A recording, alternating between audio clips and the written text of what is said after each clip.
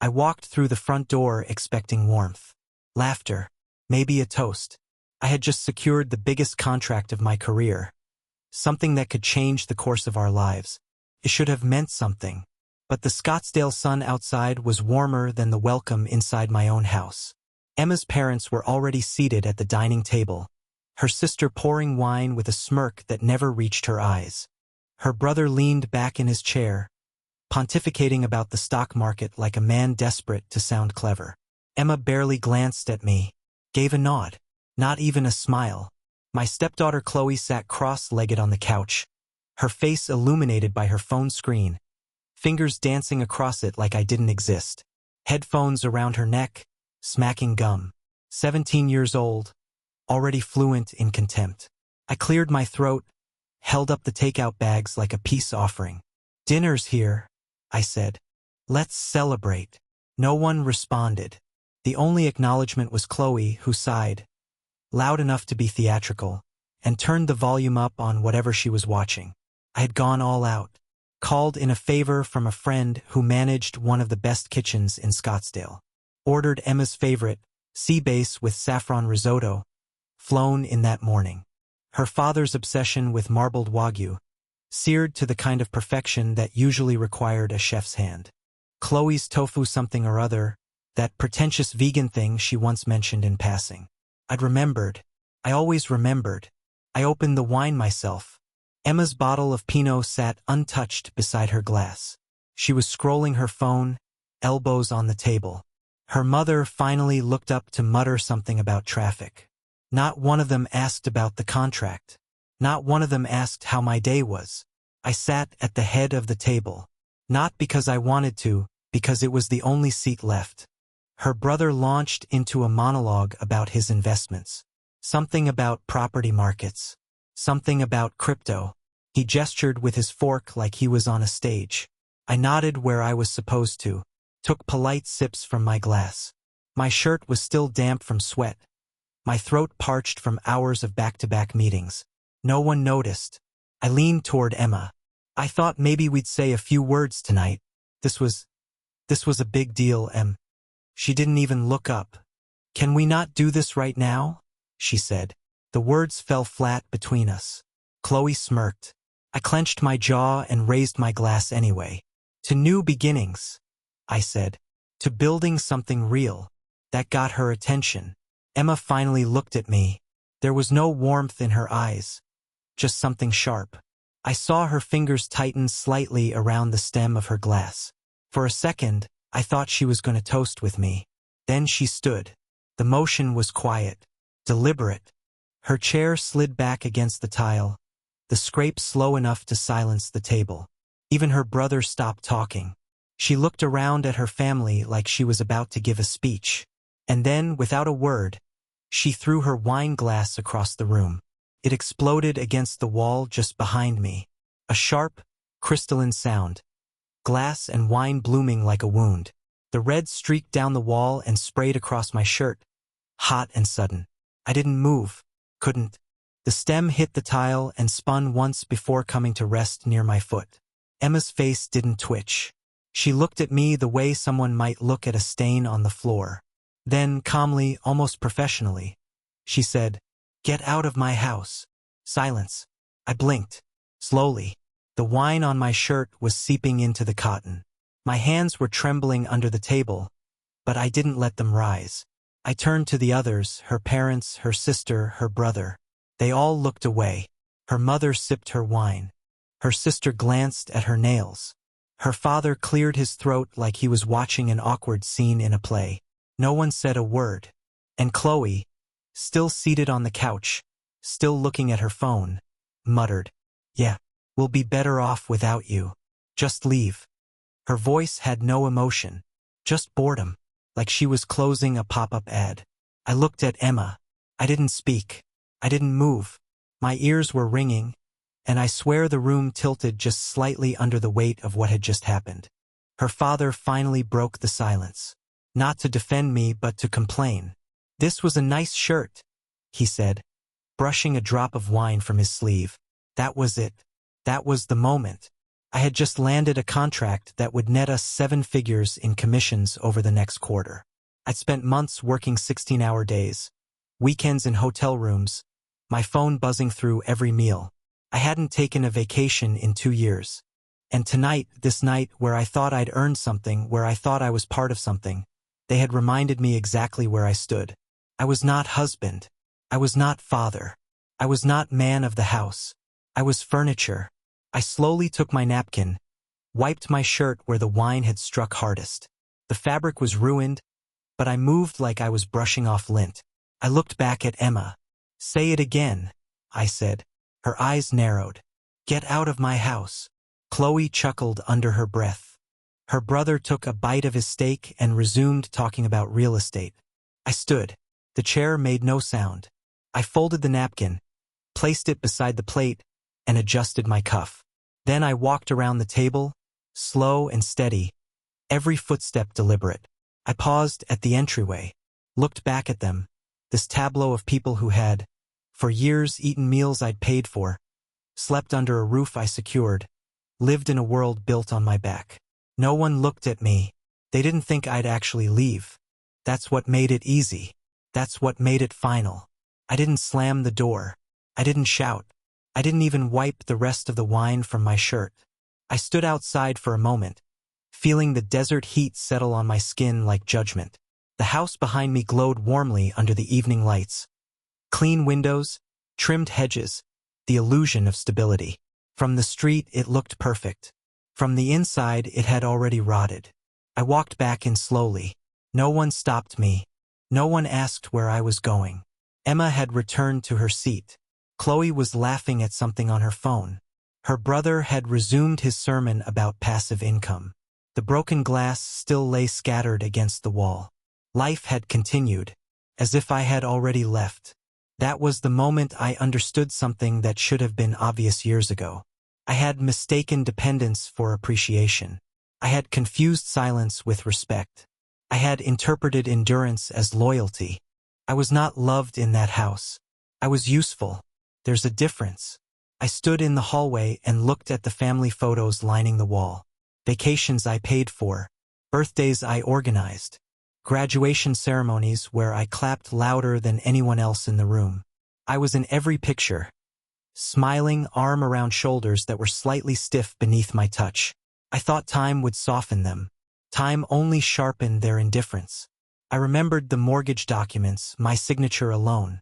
Emma's credit had been ruined before I met her. I repaired it, slowly, quietly. I remembered wiring money to her sister when her husband's business collapsed. No questions asked. I remembered co-signing the loan that kept Emma's boutique open during the pandemic. I absorbed the risk. I remembered Chloe's private school tuition, 4 years of checks that came directly from my account. When her biological father refused to contribute, I didn't hesitate. I told Emma she deserved stability. I meant it. And yet tonight, I had been told to get out of my own house. Not our house, my house. The irony almost made me laugh. I walked into my study and closed the door quietly behind me. The muffled sounds of dinner continued down the hall. Cutlery, low conversation, Chloe's laughter. No one came after me. I sat at my desk and stared at the framed certificate on the wall, the recognition for the contract I had closed that morning. Months of negotiation, weeks away from home, missed anniversaries, missed dinners. I told myself it was for us. There was no us. There never had been. My phone sat on the desk. I picked it up slowly. There is a strange clarity that comes when humiliation strips away illusion. No rage, no shaking hands, just precision. I opened my contacts and scrolled to the name I had saved years ago but hoped I would never need. Daniel Mercer, attorney. I pressed call. Switched to speaker. It rang twice. Daniel. His voice was steady, professional. The kind of voice you want in a storm. "It's me," I said. A pause. "Everything all right?" I glanced at the door. Still closed. Still undisturbed. "No," I said calmly. "Start the process. Today." Silence on the other end, but not confusion. He knew what I meant. We'd had preliminary conversations before. quiet hypotheticals. I had never committed. Until now. Are you certain? He asked. Yes. My voice did not waver. Understood. I'll initiate filings first thing in the morning. Asset protection and separation notices. We'll need to freeze everything tied to my name, I said. Immediately. Another pause. Done. I ended the call. Then I opened another contact. Rachel Hines, financial advisor. She answered on the first ring. I need you to put immediate holds on the joint business guarantees, I said. All credit lines tied to Emma's boutique. Effective now. There was no drama in my tone. No anger. Just finality. Are we anticipating default? She asked carefully. I am anticipating clarity. She didn't press further. She never did. Understood. I'll begin restructuring first thing. I ended that call too. The room felt quieter after that. Cleaner. I stood and opened the door. Dinner was nearly finished. Emma was speaking softly to her sister. Chloe hadn't moved from the couch. Her brother was licking grease from his fingers. Emma looked up when she saw me. There was something different in her eyes now. She had heard enough. The calls had been on speaker. She knew. The color drained from her face slowly, like ink spreading through water. You didn't, she whispered. I did. Her sister looked between us. What's going on? Emma stood abruptly. What did you do? I walked past the table, toward the staircase. Exactly what you asked, I said. Her voice rose. You can't just. I stopped halfway up the stairs and looked down at her. You told me to get out of your house.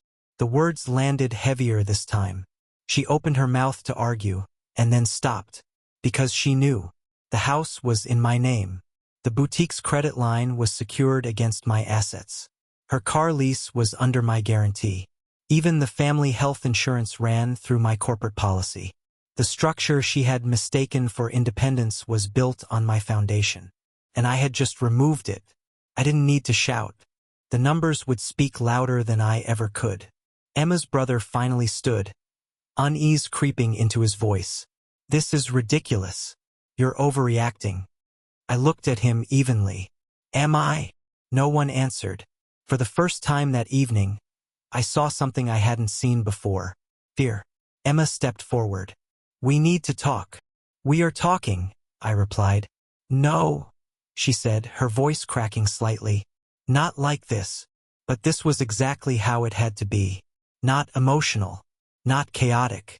Clinical. Consequences are most powerful when delivered quietly. Chloe finally looked up from her phone. What's happening? Emma didn't answer her, because she couldn't explain it without admitting the truth. That the man she had just humiliated was the axis around which their stability revolved. I continued upstairs. Not to pack. Not yet. Just to retrieve the safe key from my drawer. I held it in my palm for a moment, feeling its weight. Metal. Cold. Honest. Downstairs, the tone of the house had changed. Voices were sharper. Quieter. Urgent. The illusion had cracked. And this time, it wasn't glass against the wall. It was control slipping through their fingers. I stood at the top of the staircase and listened to the murmurs below. And for the first time in years, I did not feel small. I felt awake.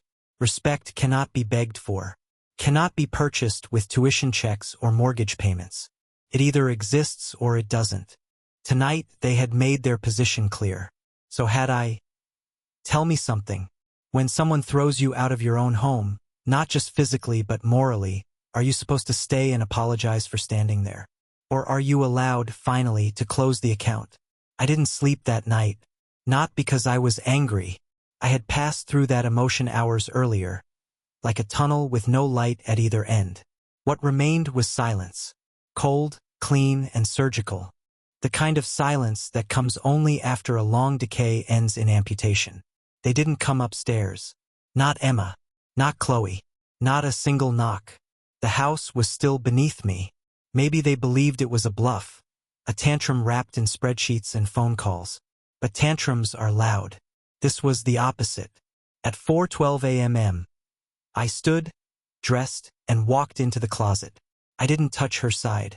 I didn't even look at it. I packed only what was necessary. The safe key, my passport, my birth certificate, the copy of my father's will. I opened the wooden box on the top shelf and took the one thing he left me before he died. His watch. A faded brown leather strap, cracked at the edges. The back still bore the engraving. Stand for something. I placed it on my wrist like armor. Then I turned to my laptop and logged in. The bank interface was waiting. One click froze the boutique's emergency credit line, the one I had opened during the 3rd year of our marriage when Emma's second location nearly folded. The bank called it a guarantor security cushion. She called it just a formality. It was neither. Click. The boutique's account balance dropped to double digits. I moved to the next screen. Tuition payments, Chloe's school, her iPad lease, her Uber stipend, her weekend equestrian lessons. All linked to an auxiliary debit card I'd loaded monthly without being asked. She had once told her friends it came from Mom's side. I let her believe that. Click. The auto-load vanished. The card was flagged inactive. I didn't do it with bitterness. I did it with clarity. If they wanted distance, I would give it to them in full. I closed the laptop. The final screen lingered in my mind longer than the others. The mortgage account, flagged under review. I had filed a restructuring request that morning. Not because I couldn't afford it, because I wouldn't. Emma had asked me to get out of her house. I would honor that request. Legally. The master bedroom was still dark. I walked downstairs slowly, quietly, my footsteps muffled on the carpet. The kitchen was dark, dishes from the night before still stacked in the sink. Wine stains on the wall had dried into a thin, burgundy crust. The broken glass had not been swept. It was all still there, the wreckage of a performance no one regretted. I passed through the dining room where the chairs sat askew, abandoned mid-meal like the people who'd used them. Emma's father had left his fork on the plate. Chloe's earbuds still rested beside her half-eaten tofu. Ghosts. All of them. By the front door, I paused. I looked back at the house once. I didn't feel nostalgia. I didn't feel anything. I left the car, took the keys to the safe, walked down the driveway with nothing more than a backpack and a file folder tucked beneath my arm. The sun was rising behind the palms, casting long, clean shadows across the street. The world outside hadn't changed. But inside me, something had turned off. When I got to the hotel, I checked in under a name they wouldn't recognize. The room was cold. I didn't adjust the thermostat. I sat on the edge of the bed, opened the folder, and reviewed the documents again, the ones Daniel had sent overnight. Power of attorney revocation. Joint asset freezes. A formal notice of withdrawal from Chloe's educational accounts. I signed each one. Slowly, cleanly, without regret. By noon, my phone lit up. It started as a drizzle. Emma. What the hell is this? Her sister.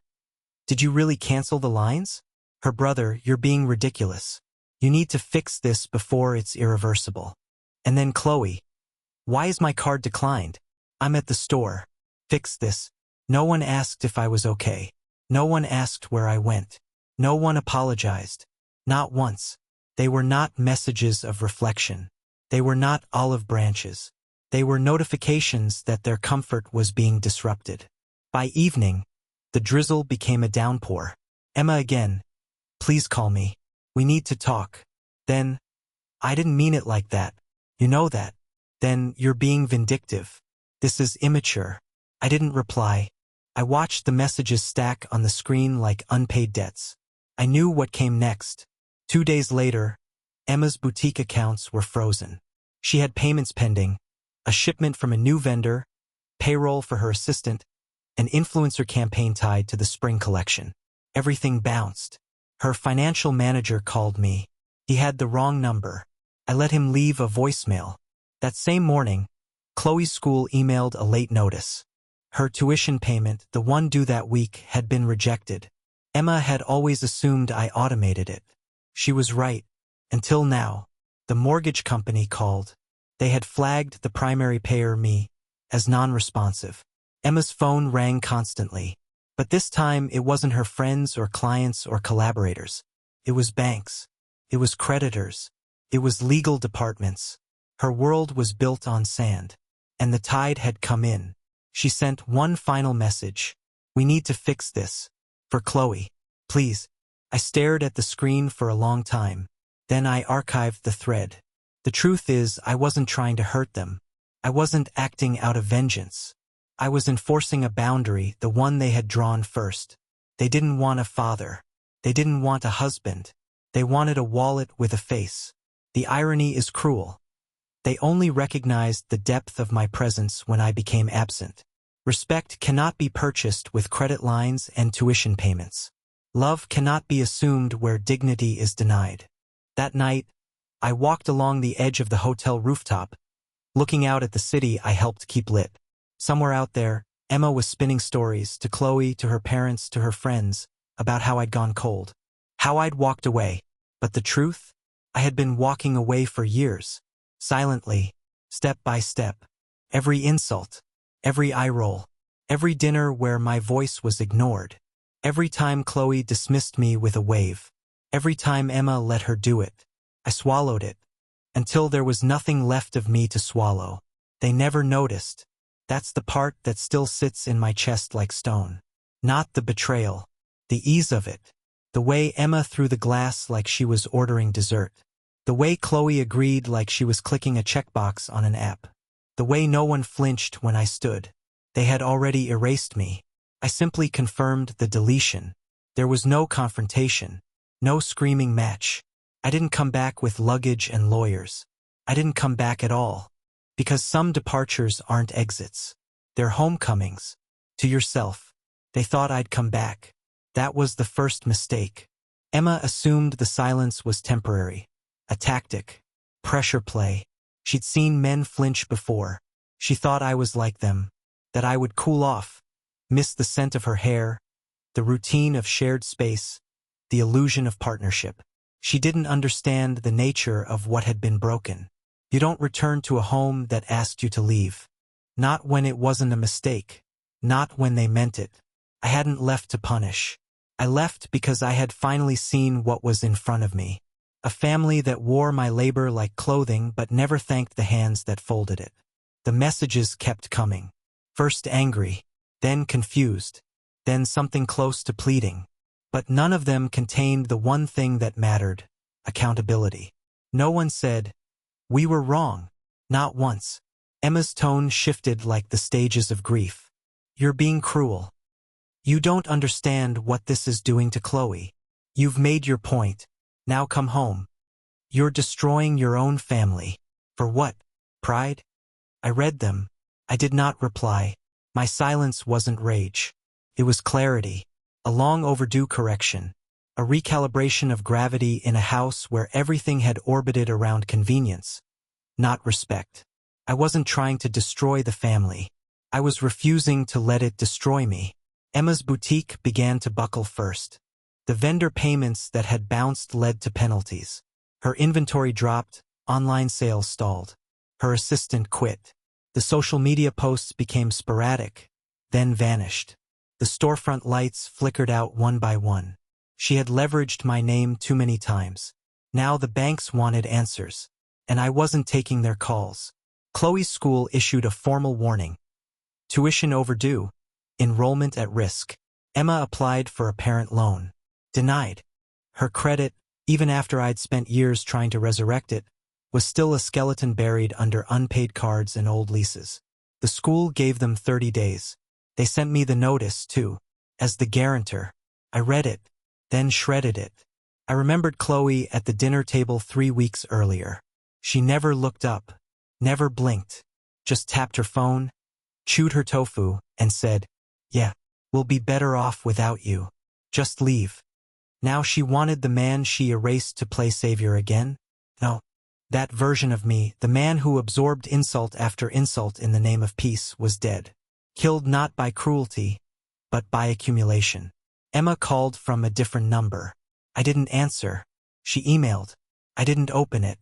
Finally, she tried the oldest trick, weaponizing shared history. Think about everything we've built. Think about how much you've invested. Don't throw it all away over one bad night. But it hadn't been one night. It had been a slow collapse. A death by 1,000 silences. Every time Chloe dismissed me. Every time Emma let her. Every time I bit my tongue because she's just a teenager, or she'll grow out of it, or this isn't worth the fight. Respect isn't something you wait for. It's something you require. They never gave it. Because I never demanded it. Until now.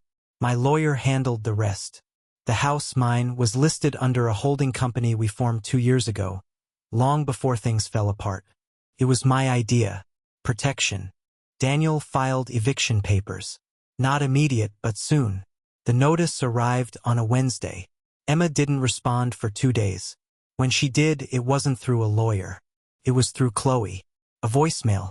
Her voice shaking. Almost too quiet to hear. You don't have to do this. I didn't mean what I said. I was just mad. Please, just pay the school. Please. That was it. No, I'm sorry. No, you mattered more than I said.